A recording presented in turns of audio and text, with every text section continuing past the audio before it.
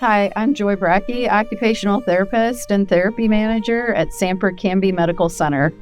Hi, I'm Kim Peterson, lead resident aide at Sylvan Place, and this is my blue chair story. Well, I met Carl.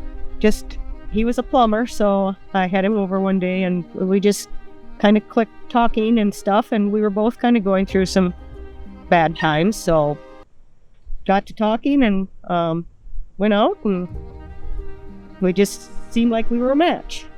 We were together for 34 years. Carl was diagnosed with cancer in October of 2023. He went into hospice on a Thursday. Saturday night I went to bed and he didn't call for me or anything like he usually did. So when I got up on Sunday, he was not coherent anymore. So I called the hospice gal and she came right away and she said, yes, Kim, she said, it's the death rattle. So she left and she said, give me a call if you need me. And so it hadn't been no more than maybe 10-15 minutes after she left.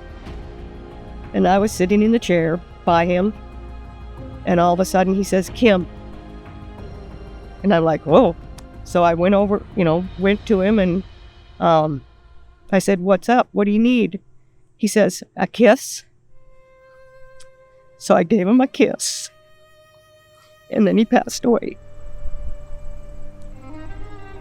So after Carl passed away, I had a lot of support at work from everybody. Joy was very good about checking in on me and seeing how things were going.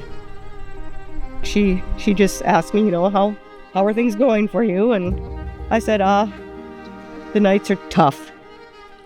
And she said, yeah, I can imagine. She says, we need to get you doing something at night then to take your mind off of everything that's been going on. Kim is such a helper. She is a helper. She helps her residents. I knew how she helped Carl, and she's a doer for everyone else. She's at risk for not taking care of herself the same way that she gives. She maybe doesn't give to herself at that same level. So I was thinking about that when I just happened to see her.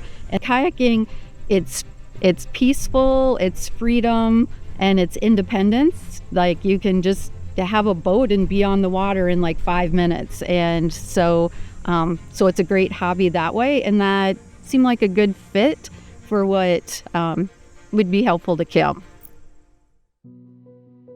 It was kind of just a time where I was going out a lot, and if you get one kayak, sometimes you have to get another one, and then you might have to get another one.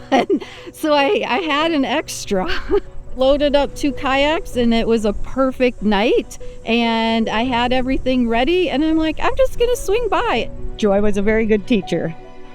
She has everything that you can imagine in her pickup to go kayaking. We went out for the first time then, and for my first time, and I thought, oh man, this is awesome. So I liked it so well that the next day I went out and bought myself a kayak. It's so peaceful out on the lake kayaking. We just have a real good time, her and I together. And all through my career, I've worked with the elderly and the geriatric population and been around end of life and death and in the dying process. What was different this time is I recently lost my mom and my sister, and that changed my perspective. And when I knew Carl had passed and I saw Kim, she was cheerful on the outside, but I had a different perspective on what that feels like of getting through your workday when you're navigating a loss. She looked the same, but it couldn't have been the same under the surface. What I like most about kayaking is just being out on the beautiful lake and calm nights where it is just still and you just sit there and you can just relax and be at peace.